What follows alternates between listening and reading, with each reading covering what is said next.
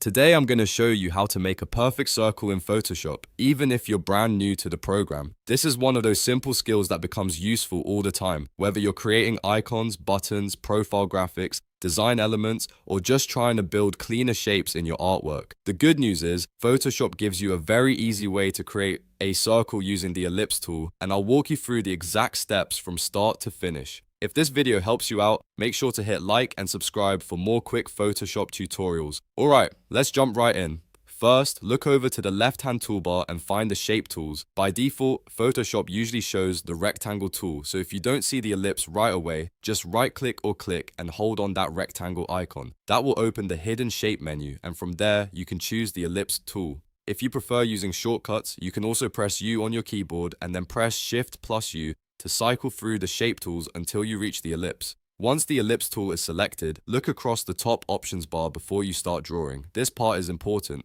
because it controls how your circle will look. Make sure the tool mode is set to shape, not path or pixels, because shape mode gives you a clean, editable vector shape.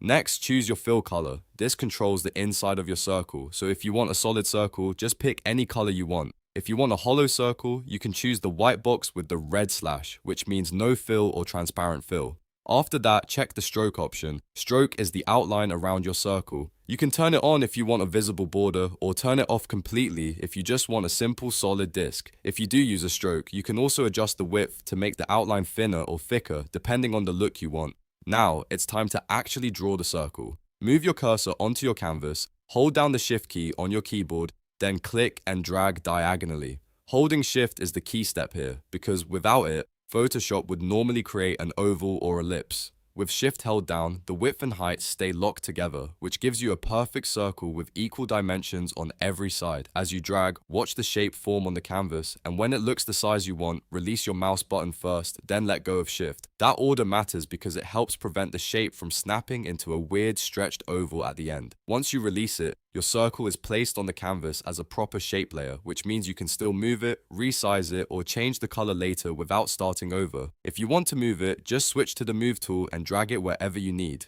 And if you want to edit it, click the shape layer and adjust the fill, stroke, or size from the Properties panel or top toolbar. Now, there's also a more exact method if you need your circle to be a specific size. For example, maybe you want a circle that is exactly 500 pixels by 500 pixels. In that case, select the Ellipse tool again, then click once on the canvas without dragging. A small dialog box will appear asking for the dimensions.